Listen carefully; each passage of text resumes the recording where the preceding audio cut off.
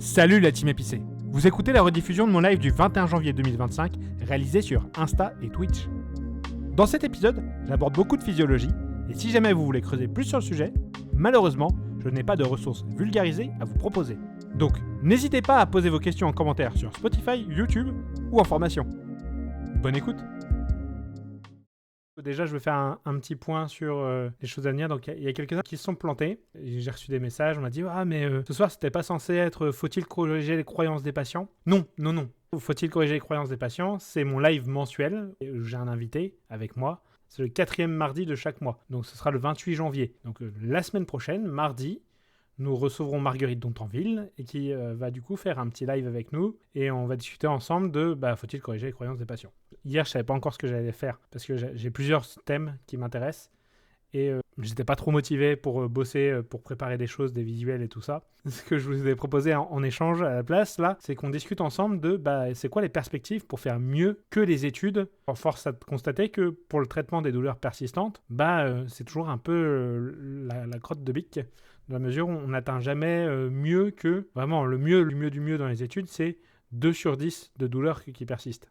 Avant de commencer, je vais juste vous faire un petit point actualité. Je ne sais pas si vous avez pu voir passer, mais avec Pierre-Élie Bernard, on a décidé de faire un podcast ensemble qui va prendre à peu près le même format qu'ici, c'est-à-dire qu'en gros, on va commenter, on va faire des réacs à certaines choses, on va faire un petit live en fait, dans lequel on va discuter. Et là, la différence, c'est qu'on sera 2, donc j'espère que ce sera beaucoup plus dynamique.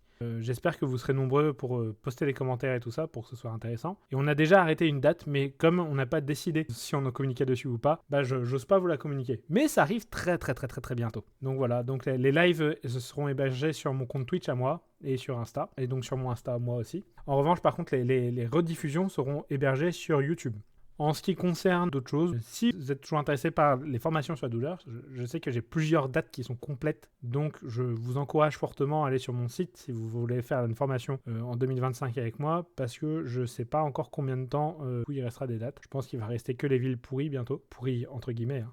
Genre La Rochelle, c'est pourri d'accès, mais c'est très joli. Donc voilà, je pense que j'ai fait le tour, donc on a parlé de tout ça. Donc on va commencer par un petit cas clinique. Je vais essayer de vous faire un cas clinique à chaque fois. Merci l'AD formation Banker. Donc bref, c'est un patient qui vient me consulter parce qu'il a 11 ans et à chaque fois qu'il fait du sport, à chaque fois qu'il fait du foot, quand il court, il a mal au dos. Donc son médecin me l'envoie en consultation pour son mal de dos. Et déjà là, peut-être que vous dites plusieurs choses. Le patient, il a moins de 18 ans. Ça pue un peu, parce que alors souvent quand les gens sont jeunes et qu'ils ont des lombalgies par exemple, là c'est pas une lombalgie, c'est une dorsalgie. Lombalgie par exemple, ça peut signifier que y a une lysie ischimique ou ce genre de choses. Ça doit vous interpeller là-dessus, vous dire oh là ça pue si c'est un jeune. Une dorsalgie, c'est un truc qui doit vous interpeller aussi un petit peu, j'espère, parce que vous dites ok, les dorsalgies c'est quand même vachement moins commun que les lombalgies, et donc ça augmente un petit peu mon degré de suspicion. Donc, on fait une anamnèse, tout ça. En cours de l'anamnèse, je découvre que vraiment, il a mal que quand il joue au foot, qui est l'activité physique intense qu'il fait. On fait un examen clinique. Aucun signe neuro qui est présent lors de l'examen clinique. Aucun signe particulier lors des mouvements. Il n'y a aucun mouvement qui reproduit ces douleurs, vraiment. On fait de l'extension, on fait de la flexion, on fait des inclinaisons, des rotations. On essaye de charger. Rien qui reproduit ces douleurs. Rien qui reproduit ces douleurs avec les cervicales non plus.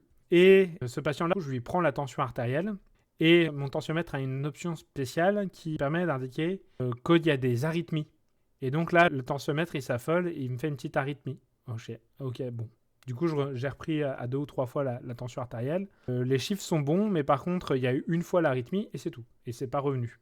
Donc là, la question qui va se poser, c'est ce patient-là, qui est un patient de 12 ans, 11 ans ou 12 ans, je sais plus, bref, qui est jeune, qui a mal que quand il fait de l'activité physique, c'est une douleur au niveau du dos, une douleur dorsale. Qu'est-ce que vous faites? Est-ce que vous vous en occupez ou est-ce que vous le renvoyez? Sachant que vous n'arrivez pas du tout à reproduire sa douleur avec des contraintes mécaniques. Bon, moi, j'ai contacté le médecin. J'ai informé le patient de ce que ça voulait dire parce que l'arythmie, ça peut être présent chez les enfants. D'accord, ça peut être présent chez les jeunes personnes puisqu'elles peuvent faire des arythmies respiratoires. En fait, genre quand elles respirent, ça va déclencher les arythmies. C'est pas normal chez les adultes, mais chez les enfants, ça peut être physiologique. Mais ça pourrait être aussi une cardiopathie congénitale. C'est-à-dire que l'enfant aurait pu avoir, par exemple, une valve tricuspide qui est mal fermée, ce genre de choses, et qui, lors des efforts physiques, déclenche des douleurs thoraciques ou dorsales. Et dans ce cas-là, Ça pue un peu. Donc, j'ai contacté le médecin, j'ai informé le patient, j'ai informé son père. Et, qu'est-ce qui se passe? Et ben, du coup, le patient, il a plus de douleur au niveau du dos. Et donc, ils ont préféré ne pas faire plus d'examens que ça. C'est un choix. Je les ai informés. Ils ont fait le choix, même en étant informés, de plutôt ne rien faire. Bon, bah, voilà. Donc, c'est le cas clinique du jour. Et il y a la mauvaise saveur de ne pas savoir ce qui est advenu à la suite. Il y a Cliniguide, raton chercheur, qui est sur Twitch et qui dit « On est mieux ici, les fauteuils sont plus confortables et la lumière plus tamisée. » Ça a l'air rigolo. Ça, c'était mon cas clinique. On va pouvoir passer au cœur du sujet de la vidéo. Donc, en story, je vous ai posé des petites questions pour voir un petit peu quelles étaient vos pensées. En story, je vous ai dit « Selon vous, quel est le meilleur traitement aujourd'hui pour traiter une personne qui est atteinte d'une lombalgie persistante ?» Donc une lombalgie chronique en termes scientifiques. Et sachant que, en fait, j'ai pas précisé, mais j'aurais pu préciser lombalgie non spécifique, mais c'est pas grave, je voulais être large. Vous m'avez donné plusieurs traitements, vous m'avez indiqué plusieurs choses. Donc le traitement numéro 1 que vous m'avez indiqué, je crois que c'était l'activité physique. Activité physique, est-ce que c'est bien pour la lombalgie? Oui, non, oui, oui. Ça fait partie des meilleurs traitements, mais c'est un traitement qui, quand même, fait en sorte que les gens continuent à avoir mal à 3, 3,5 sur 10, même après la fin du traitement, même après 1 an après la fin du traitement. Donc, c'est bien, mais c'est pas magique. Quels autres traitements existent? Alors, vous m'avez cité les TCC, les thérapies cognitives et comportementales. Et les thérapies cognitives et comportementales, on a un petit problème, c'est que les résultats dans la littérature semblent vachement meilleurs dans certaines études que dans d'autres, et notamment les études portées par l'équipe de Monticone, donc c'est un Italien, qui ont été inclus dans de nombreuses méta-analyses. Et à chaque fois que ça inclut une méta-analyse, vous pouvez voir, je ne sais pas si vous avez déjà vu un forest plot, du coup vous avez les petits signes, les petits diamants là qui sont au milieu. Il y a le diamant qui est fait en fonction de tout ça. Et vous voyez toujours qu'il y a une étude qui est largement supérieure aux autres, genre 3 fois supérieure aux autres en taille d'effet. C'est cette étude-là. Ça a été vivement investigué par Neil O'Connell dans un commentaire où a été investigué la confiance qu'on pouvait avoir dans les études et qui trouve qu'il y a des données qui sont bizarres et les auteurs ne répondent pas. Donc, il faut se méfier. Sinon, les données qu'on a sur les TCC, donc les thérapies cognitives et comportementales, les chiffres sont pas incroyables, c'est-à-dire que ça a des effets analogues aux autres traitements basiques qu'on peut faire habituellement. Et rajouter ça à un traitement contrôle n'ajoute pas d'effet, voire même pourrait en retirer. Bon, prenez beaucoup de pincettes sur ces données-là, parce qu'on n'a pas beaucoup d'études. Souvent, c'est très mal fait, je trouve, les études sur la psychologie, parce qu'on fait un traitement as usual sans intégrer du coup la psychologie dans le traitement as usual. Et on rajoute des trucs psychologiques, du coup ça peut faire des discordances, je pourrais comprendre. Ok, donc on avait ça. On avait quoi d'autre encore qui était investigué? Éducation plus exercice. Donc éducation plus exercice. C'était exactement le groupe contrôle d'une étude sur la thérapie fonctionnelle cognitive. La thérapie fonctionnelle cognitive, qui est la thérapie du groupe de Peter O'Sullivan et les autres, donc je vous expliquerai peut-être un peu plus en détail après. Le groupe contrôle, c'était dans l'étude de O'Keefe en 2020. C'était éducation de groupe plus exercice en groupe. Et du coup, ce qu'on avait vu, c'est que les résultats, ils étaient quand même pas extraordinaires non plus. On n'avait que moins 1,5 point sur le VA. Donc rien de différent par rapport à ce que je vous ai dit plus tôt. Donc les gens, ils restaient toujours à un haut niveau de douleur. Ils partaient de 6 à peu près en moyenne sur 10 à 4. Donc voilà, je crois qu'on a fait une grande partie des traitements qui sont investigués. Et on va parler du massage. Donc le massage peut être intéressant jusqu'à 6 mois. Souvent on dit le massage ça marche que à court terme. Mais massage qui marche que à court terme, dans la méta-analyse qui disait à court terme c'était considéré comme 6 mois. Je pense qu'on n'a pas tous la même définition de court terme. On va parler d'optimiser les effets contextuels, donc le placebo, ça marche pas de ouf. Il y a quelqu'un qui m'a dit ostéopathie dans les meilleurs traitements. Comment dire, je veux pas être insultant. Mais je m'y attendais pas. Je veux dire, ça marche bien, mais pas mieux que le reste, quoi. TM et exercice sont à égalité, non? Oui, effectivement, TM et exercice égalité. Oui, on m'a dit la thérapie manuelle, du coup. Effectivement, thérapie manuelle, comme je dis, même résultat analogue, donc on passe de 5 sur 10 à 3 sur 10. Donc bref, toujours est-il que le meilleur traitement à l'heure actuelle qu'on ait pour traiter la lombalgie persistante, et donc du coup, de manière générale, les douleurs persistantes, c'est la thérapie fonctionnelle cognitive. Qu'est-ce que c'est que la thérapie fonctionnelle cognitive? C'est une thérapie en 3 grandes étapes. C'est un peu compliqué d'appeler ça une thérapie, c'est plus un grand cadre qui nous dit quoi faire avec les patients qui ont des lombalgies, parce que c'est pas un traitement précis, mais c'est plutôt une sorte d'approche du patient. Et donc cette approche-là, elle a 3 grandes étapes. Donc la première étape, ça va être de donner du sens à la douleur du patient. Donc en gros, ça va être une étape où on explique au patient ce qu'il a. Sur Twitch, on me dit que ventouse, c'est supérieur à tout. Et évidemment que c'est supérieur à tout pour faire des grosses traces sur la peau. Il n'y a rien de mieux. Sinon, pour les douleurs de dos, bof. Mais bref, ce que je disais, c'est que la thérapie fonctionnelle cognitive, il y a 3 étapes. Donc donner du sens à la douleur du patient. Du coup, s'occuper des facteurs de style de vie et tout ça, donc améliorer le sommeil et tout ça, et faire de l'exposition progressive. Si je ne fais pas d'erreur dans les 3 étapes. C'est pas vraiment des étapes, c'est plus des axes, 3 axes particuliers de cette thérapie-là. Et donc, c'est un des meilleurs traitements biopsychosocial qu'on ait, donc qui intègre les dimensions biologiques, qui intègre les dimensions psychologiques et intègre les dimensions sociales. Mais toujours est-il que même avec ce traitement-là, les gens ils passent de 6 sur 10 de douleur à 4 sur 10. Et donc, ça veut dire que même avec le meilleur traitement, il y a quand même un fond de douleur de 4 sur 10.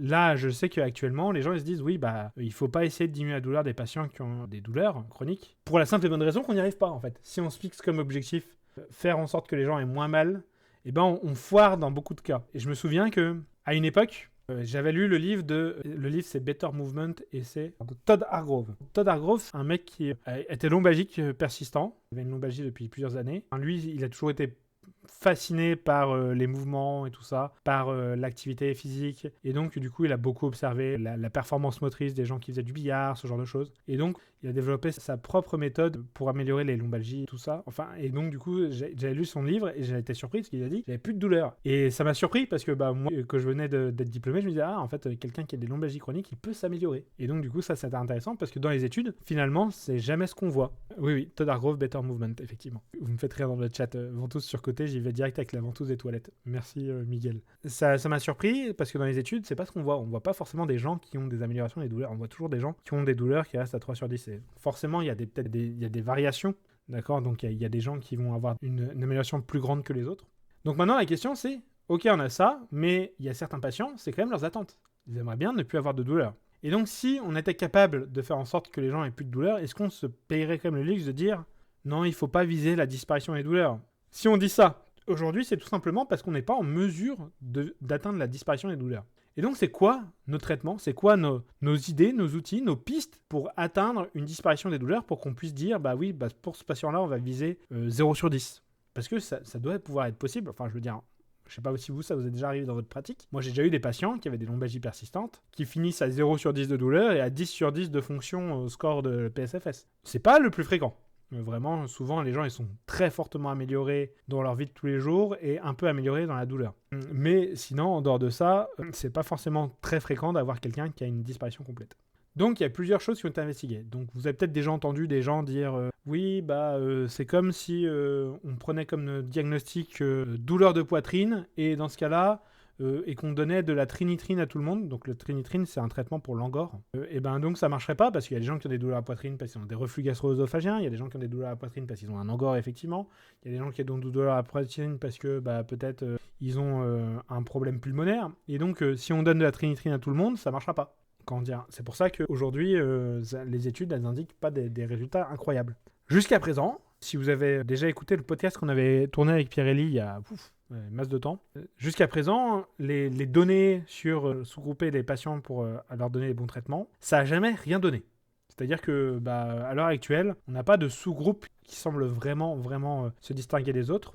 Même quand on fait des trucs genre avec, vous savez, on dit c'est la sacroiliaque, c'est la facette articulaire, blablabla, ce genre de choses. Qu'on fait, en gros, on fait une injection, un bloc anesthésique pour voir si la douleur du patient disparaît. Et on utilise 2 types de blocs différents. Soit un bloc de lidocaïne qui va agir très rapidement, donc en 5 minutes le patient a l'amélioration, soit un bloc de livacaïne, je crois, qui va agir assez lentement, et donc le patient a une amélioration en 30 minutes. Et si le patient il a une amélioration de ses symptômes cohérente avec le bloc, on peut dire oui, son problème vient de la sacroiliaque, oui, son problème vient de la facette articulaire, oui, son problème vient du disque intervertébral. Disque intervertébral, je raconte un peu une bêtise, l'examen de référence, la discographie de provocation, c'est pas le double bloc. Bref. Donc il y a une approche comme ça qui a été menée, et donc, quand on voyait que le bloc anesthésique fonctionnait, ce qu'il faisait, c'est qu'il cramait les nerfs par radiofréquence souvent. Donc il crame les nerfs pour que du coup la facette articulaire ne fasse plus mal. Et même en faisant ça, dans les meilleures études, pas toutes les études, les meilleures études, on avait une douleur qui passait de 5 sur 10 à 3 sur 10. Donc pour rappel, cramer les nerfs, c'est pas une mauvaise option. C'est exactement ce qu'on fait quand on va chez le dentiste. Et dévitaliser les dents chez le dentiste, ça fonctionne très bien. Ça existe, mais c'est rare. C'est genre 1% des cas, 2% des cas d'avoir des douleurs qui persistent après. Des douleurs fantômes, on va dire, entre les dents. Perso, depuis que je suis Prestige 2 sur BO6, et j'ai toujours pas mal au dos, j'ai guéri mon nerf dans l'os. Parfait, incroyable. Je ne sais pas ce qu'est BO6. Malheureusement, je n'ai pas la référence gamer. Moi, c'est depuis que j'ai complété ma collection à Pokémon TCG que je vais bien. Ok, Parfait. Chacun ses traitements. Moi, je n'ai pas encore complété ma collection à Pokémon TCG. Il me manque Staros X. J'arrive pas à avoir Staros X. Envoyez-moi un Staros X. Bref, et sur Instagram aussi, il y a les conventions. En utilisant le VA comme échelle, on n'amène pas les patients à rester dans un état de vigilance par rapport à la douleur. On aurait les mêmes résultats avec des scores fonctionnels. Oui, on a les mêmes résultats avec des scores fonctionnels. Par exemple, si on prend de la thérapie fonctionnelle cognitive, ce qu'on voit, c'est que les gens, ils passent de 3 sur 10 à une échelle fonctionnelle à 6,5 sur 10. Donc ça veut dire qu'ils sont toujours pas à 10 sur 10. Tac, tac, tac, tac. Le chat de Twitch, ils foutent le bordel. Putain, on est boycotté ici. Non, mais c'est bon, c'est juste que ça défilait pas sur Insta. J'ai promis, j'ai fait gaffe là. Bref, toujours est-il que là, du coup, faire des injections pour identifier la structure, soi-disant cause, source de douleur qui générait la nociception et ensuite cramer les nerfs, ça marche très bien pour les dents, ça marche pas très bien pour le dos. Donc, pour l'instant, c'est ça. Vous verrez peut-être des gens qui vont dire « Ah oui, mais dans cette étude rétrospective... il s'est passé de 7 sur 10 à 1 sur 10. Oui, mais c'est une étude rétrospective, c'est pas aussi bien qu'un essai contrôlé randomisé. Donc voilà, c'est plus facile que tu prends que les gens qui sont améliorés, qui vont jusqu'au bout de l'étude. C'est un peu plus facile.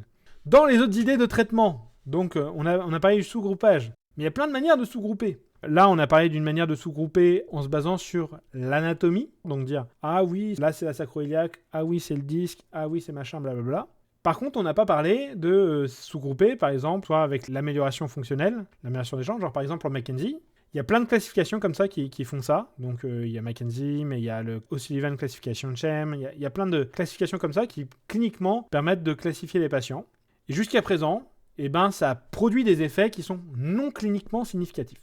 Ou plutôt vraisemblablement non cliniquement significatifs. C'est-à-dire que ça marche mieux que de faire des traitements basiques. Mais c'est toujours pas incroyable. Vraiment, le patient, il verra pas de différence par rapport à un traitement classique. Ou plutôt, il verra une différence qui n'est pas importante pour lui. Voilà où on en est pour ça. Il y a vraiment beaucoup de classifications qu'on a investiguées, ça n'a pas marché. Les McKenziistes ont dit, c'est pas grave, on va refaire une nouvelle revue systématique, mais cette fois-ci, on va prendre que les études avec les gens qui ont le plus fort biais d'engagement qui ont créé l'étude. Donc, ils ont pris que les études qui intégraient des certifiés McKenzie, tout ça. Et les effets sont pas meilleurs à long terme. Alors, on a peut-être des effets meilleurs à court terme. Et encore, du coup, ça implique vraiment beaucoup de choses parce que quand on prend des améliorations cliniques, quand on prend que les gens qui s'améliorent cliniquement, c'est-à-dire qu'on fait un groupe et on considère que la personne est dans le bon groupe que si elle s'est améliorée. Donc forcément, on va avoir déjà sélectionné que des gens qui s'améliorent. Et donc, c'est un peu compliqué de conclure là-dessus. Mais toujours est-il qu'à long terme, ça n'a pas montré d'effet. Et malheureusement, la plupart des gens, ça les intéresse quand même d'avoir des améliorations à long terme. Donc, qu'est-ce qui nous reste dans les options de traitement ? Il nous reste une autre manière de sous-grouper. Et après, vous me direz si vous voyez d'autres choses. Donc là, il y a Jeanne qui parle des sous-groupes, qui a présenté Joshua en story avant-hier. Est-ce que ça me semble aussi intéressant ? En fait, Joshua, il a dit il y a plein de choses. Donc je ne pense pas qu'il ait parlé d'un truc précis. Il a dit la même chose que moi. Il a dit, Joshua, qu'il y avait tellement de situations différentes qui existaient qu'on pouvait créer 200 sous-groupes, qu'on arriverait à classer des personnes dans les 200 sous-groupes. Donc c'était peut-être pas intéressant que ça. Et moi qui pensais que c'était le choix du KPI qui était pas bon. L'EVA en KPI. Alors je sais pas ce que ça veut dire KPI, dis-moi Clément. L'EVA en tant que tel, est-ce que c'est une bonne mesure ? L'EVA, c'est une mauvaise mesure pour les gens qui ont des douleurs persistantes. Tout simplement parce que l'EVA des gens ne s'améliore pas tant que ça. Donc c'est pour ça que c'est une mauvaise mesure. On sait que quand même l'EVA moyenne, donc si on prend la moyenne des 14 derniers jours ou de la dernière semaine, on sait que l'EVA moyenne est une mesure qui est assez répondante pour les gens qui ont des douleurs persistantes. Mais si vous prenez l'EVA instantané, ça ne vous donnera aucune information. Vous ferez attention quand vous lirez les études. S'ils ont fait l'EVA et qu'ils ont dit quelle est votre douleur sur le moment, ou l'EVA sur quelle est la douleur moyenne au cours des dernières semaines, ou la pire douleur, ou la moins forte douleur. Voilà. Il faut aussi savoir que les gens ils réagissent beaucoup mieux quand ils sont entraînés à l'EVA. C'est-à-dire qu'il y a des gens, on peut les entraîner à l'EVA. Parce que, croyez-moi, on peut se rendre compte que certaines personnes sont nulles pour faire des EVA. Comment on se rend compte de ça ? On demande aux gens, ok, donnez-moi votre douleur moyenne, ok, donnez-moi votre pire douleur, ok, donnez-moi votre meilleure douleur. Des fois, vous voyez que les scores sont pas cohérents. Genre, la douleur moyenne est plus faible que la douleur la plus faible, ou alors la douleur l'EVA moyenne est plus forte que la pire douleur. Et donc ça a été investigué, et donc on a vu qu'il y avait des entraînements. Les entraînements, ça dure 40 jours pour réussir à les faire, donc aucune étude ne fait ça. Mais ça peut vous intéresser si, par exemple, vous travaillez dans un service, un hôpital, pour que les gens ils puissent s'informer au mieux, les entraîner avec un protocole particulier. Et donc, est-ce que c'est un Key Performance Indicator, donc un indicateur de performance clé ? Moi, je pense que c'est un bon indicateur de performance, parce que c'est vraiment quelque chose qui est attendu par les patients. Si on ne l'utilise pas, c'est pas parce que c'est pas un bon indicateur à cause de la philosophie, c'est juste parce qu'aujourd'hui, on n'a aucun traitement qui marche vraiment très bien pour ça. Donc, j'en reviens, j'ai digressé, je reviens encore une fois à notre dernière manière de sous-grouper, la dernière manière que je connais, parce que c'est pas la seule et unique manière, hein, c'est du coup de sous-grouper en se fondant sur les mécanismes de la douleur. Donc imaginez que tout à l'heure je vous ai dit ah oui c'est la sacro-iliaque qui est sensible. Ok, mais la sacro-iliaque elle est sensible pourquoi? Est-ce qu'elle est sensible du coup parce que il y a une forte inflammation dans la sacro-iliaque? Et dans ce cas-là, ça méritera un traitement spécifique pour cette inflammation, pour diminuer les influx nociceptifs de cette sacro-iliaque.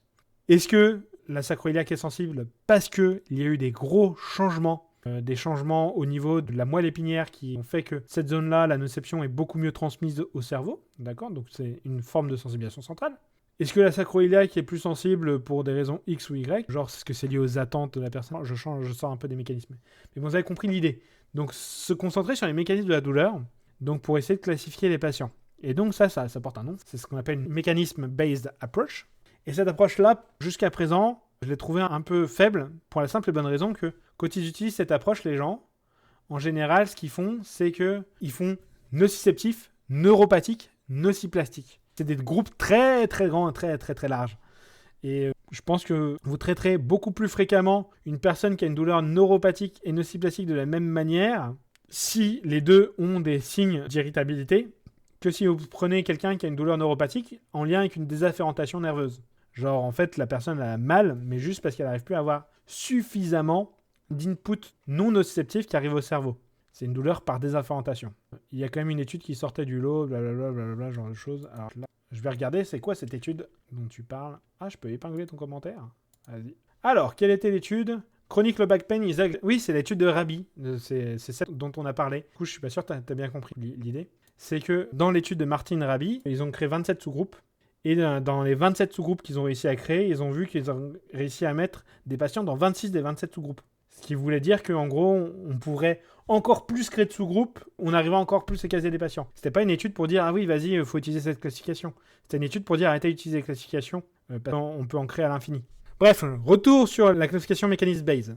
Donc, jusqu'à présent, en fait, neuropathique, nociplastique et nociceptif, c'est un peu vague et flou, c'est un peu vague sur le traitement, et on est quoi? Categorizing treatment mechanism for complementary and integrative intervention, Chad Cook. Ok, je la connais pas celle-ci, Nicostéo. Je sais pas quel est ton vrai prénom, Nicostéo. Si tu veux, je continue à taper Nicostéo, tiens, je te donne le vrai prénom.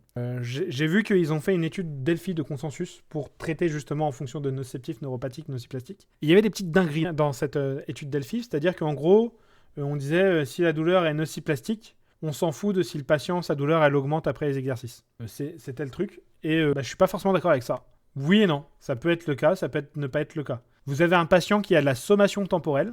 Donc, en fait, vous faites des pics au fur et à mesure. Tac, tac, tac, tac, tac, tac. Et au fur et à mesure que vous piquez à une fois par seconde, la douleur, elle augmente au fur et à mesure. Et bien, dans ce cas-là, si votre patient, il a une douleur qui augmente au fur et à mesure et vous lui faites des exercices et vous en foutez de si la douleur, elle augmente, les données de la littérature semblent indiquer que le patient, il va pas s'améliorer. On a vu par exemple que quand on faisait ça avec des gens qui avaient de l'arthrose de genou et qu'on leur faisait faire du vélo, s'ils avaient la sommation temporelle, la douleur, elle ne s'améliorait pas. Donc, dire que quand on a une douleur nociplastique, on s'en fout si la douleur augmente, je ne suis pas d'accord avec ça. Et du coup, il y a des petites dingueries dans cette étude Delphi qui me font dire qu'en gros, on a plus basé ça sur des représentations qu'on a dans la tête. Et c'est toujours le cas souvent dans les Delphi. Une étude de Delphi, je ne sais pas si vous savez ce que c'est. C'est une étude avec une méthode où on interroge des gens qu'on a sélectionnés comme étant un panel d'experts. Et on a des questions et en fait, on fait plusieurs tours. Et l'idée, c'est de créer un consensus avec ces questions. En gros, on dit, voilà ce que la majorité des gens ont répondu. Est-ce que vous voulez changer votre avis ou non? Et du coup, après, à partir de là, on arrive à un consensus sur des choses à faire et tout ça. Le problème, c'est que du coup, c'est basé sur l'opinion personnelle. Et l'opinion personnelle d'un expert, dans certains champs, c'est incroyable. Et dans d'autres, comme là où on a vraiment peu de données efficace, ça reste une opinion personnelle. Et je ne sais pas si vous avez déjà vu le gros schéma incroyable là où on disait ah oui, vous avez vu la lobalgie, il y a beaucoup de facteurs qui sont présents, c'est multifactoriel, où il y avait plusieurs couleurs de tous les côtés. Et en fait ça avait été fait par opinion. C'est-à-dire qu'en gros, on a contacté des experts dans un congrès et on leur a demandé qu'est-ce que vous pensez qui est important dans la lombalgie. Et du coup, ils disaient il y a ça. Pourquoi je vous en parle? Parce qu'en fait, on se rend compte que quand on prend les opinions de ces personnes-là, quand on regarde le truc, il y a plein de choses qui ont été montrées vraiment pas corrélées à la douleur quand on regardait les études. Donc en fait, il y avait des trucs sur la posture, il y avait des trucs sur le contrôle moteur, plein de choses. Il y avait même la sensibilisation centrale. Bref. Donc, pour revenir encore une fois, après ma dernière digression sur l'approche mécanisme-based, l'approche fondée sur les mécanismes, et ben du coup, juste nociceptif, neuropathique, nociplastique, il me semble que c'est un peu trop vague et flou, et c'est un peu trop vague, et que du coup, on se base beaucoup plus sur des croyances que sur vraiment des mécanismes. Genre, on croit que les gens qui ont une douleur nociplastique, c'est dans la tête, et donc on s'en fout de leur douleur. Vous voyez, c'est un peu l'idée derrière tout ça. Et que nociceptif, ça veut dire, oula, il faut surtout pas que ça fasse mal. Ce qui n'est pas forcément vrai, d'accord? Genre une douleur de tendinopathie, c'est une douleur nociceptive. Au contraire, là, il faut que ça fasse mal. Une douleur que vous avez été opéré, c'est pas idiot que ça fasse un peu mal au début. Alors vraiment, il faut être vigilant à pas dépasser. Mais c'est pas idiot que ça fasse mal au début parce qu'en fait, quand on met en tension les tissus, bah, c'est souvent que ça fait mal parce qu'il y a une inflammation dans ces tissus-là qui les a rendus plus sensibles et tout ça. Mais pour autant, mettre de la tension dans les tissus, c'est hyper utile parce que ça va faire des fibres de collagène beaucoup plus costauds. Donc, c'est pas parce que c'est nociceptif qu'il faut éviter de mettre de la tension dedans. Donc, moi, ce que je vous propose en échange, c'est que dans les trucs qu'on va mettre, c'est intégrer des choses, exactement des mécanismes, intégrer la psychologie comme on en a parlé au début, comme ce qui est fait dans la thérapie fonctionnelle cognitive, mais intégrer aussi du coup des mécanismes physiologiques, mais beaucoup plus précis que juste ces sensibilisations centrales. Genre par exemple, est-ce qu'il y a de l'inflammation? Et quel type d'inflammation? Est-ce que c'est de l'inflammation de bas grade, donc de l'inflammation circulante dans le sang? Et bah là, ça va pas vraiment être le même traitement que s'il y a une inflammation ultra locale, genre un genou hyper gonflé et tout ça. Est-ce qu'il y a une neuroinflammation? Pareil, c'est pas le même traitement. Ça veut dire que les cellules gliales ont été stimulées. Les cellules gliales, c'est les méninges, c'est des trucs qui viennent protéger le système nerveux. Elles vont dire, oula, balance plein d'inflammation, donc les cellules gliales balancent plein de neuroinflammation, les nerfs, ils parlent beaucoup plus. Bah, ça, c'est pas le même traitement. Un traitement des cellules gliales, ça pourrait être par exemple de la muscu, qui semble avoir un effet intéressant sur les cellules gliales. L'aérobic, ça serait un truc intéressant sur l'inflammation de bas grade. Il y a plein de choses comme ça qui pourraient être intéressantes, qui pourraient peut-être faire en sorte que la douleur, elle diminue beaucoup plus. Est-ce que la personne va avoir de la sommation temporelle? Donc quand on pique, je vous ai dit tout à l'heure, ça va augmenter au fur et à mesure. Est-ce que la personne, au contraire, elle va avoir des douleurs disséminées dans tout le corps, et donc une sorte de perte des voies inhibitrices descendantes? Ok, ça peut être une option. Il y a Petit Evo qui dit, c'est ici la fête sur Twitch. Et oui, effectivement, allez sur Twitch, c'est rigolo. On organise une migration depuis Meta. Donc bref, les mécanismes, peut-être de manière plus précise. Ok, je vais vous lire maintenant, voir si vous avez réagi dessus, ce que vous en pensez.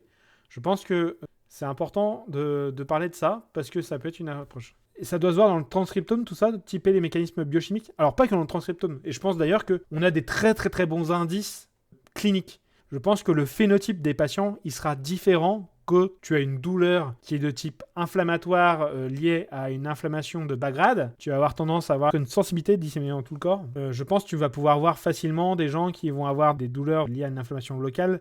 Genre, tu n'as pas besoin de regarder uniquement à l'échelle cellulaire.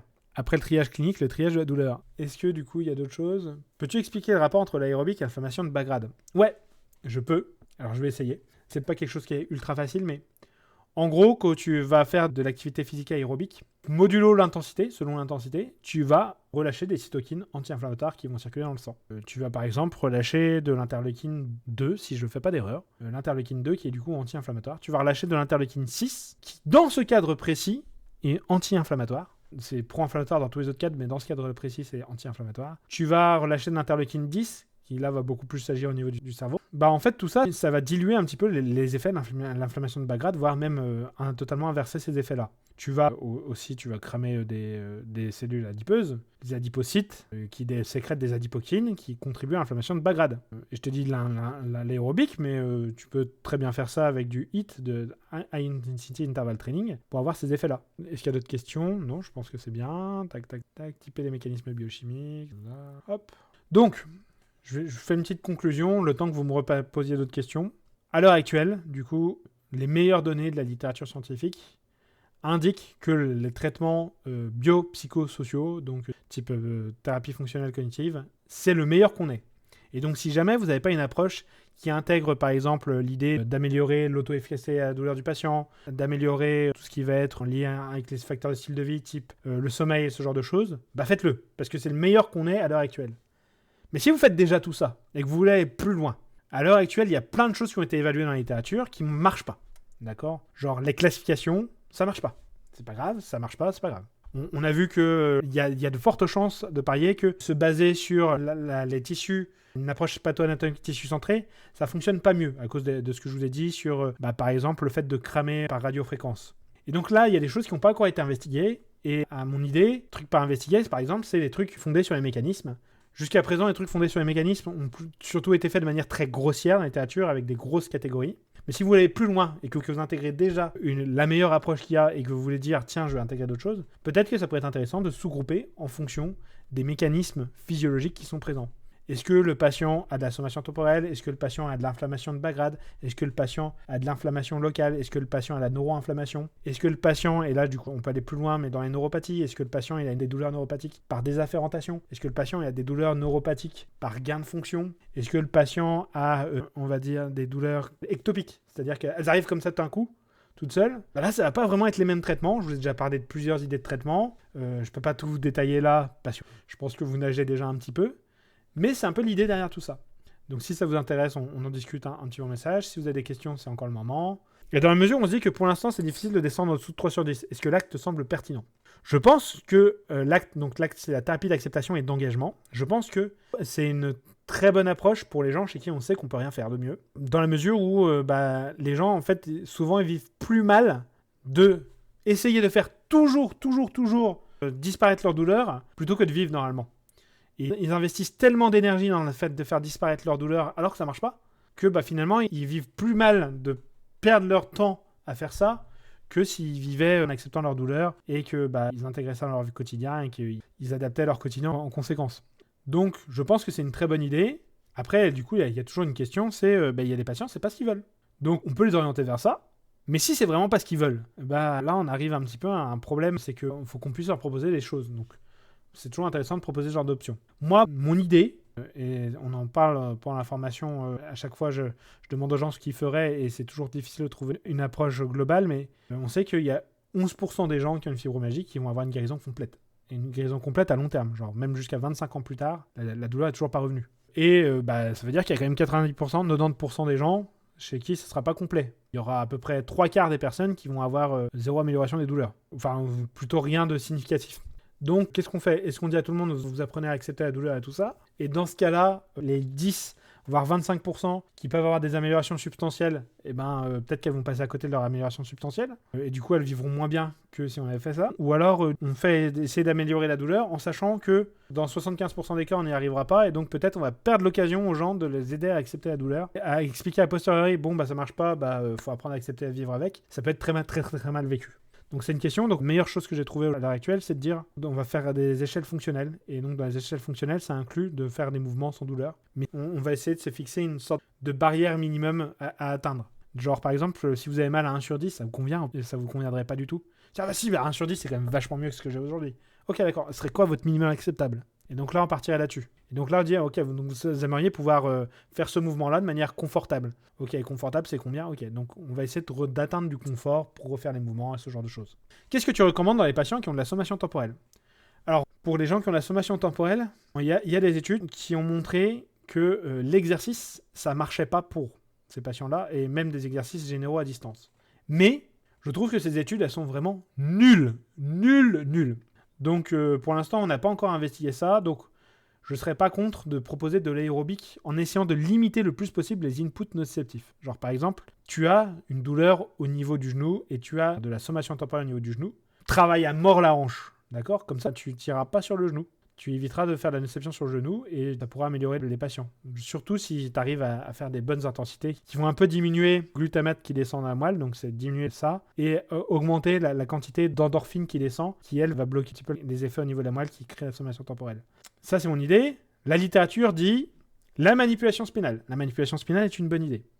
Alors par contre, la manipulation spinale est une bonne idée avec des études de la même qualité que les études sur l'exercice qui étaient faites avant qu'on dise ça marche pas. Voilà, vous saurez que la manipulation spinale marche à court terme, reste à savoir à long terme. Donc ça reste dans les options. Et dernier point, il semblerait que la sommation temporelle soit un peu en lien avec des changements dans la connectivité cérébrale. En gros, les gens ils vont manipuler beaucoup plus l'attention sur la douleur. Donc peut-être faire en sorte qu'ils aient beaucoup moins d'attention sur leur douleur.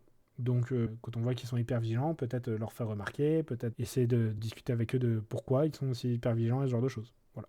J'espère que ça a répondu à ta question, Zoé. Ok. Alors, petit Evo qui a dit AH. Donc, je suppose que c'était un A et pas Anthony Halimi en abrégé. Mais pourquoi pas. Ok. Bon, j'ai pas d'autres questions. Je pense qu'on va finir là-dessus.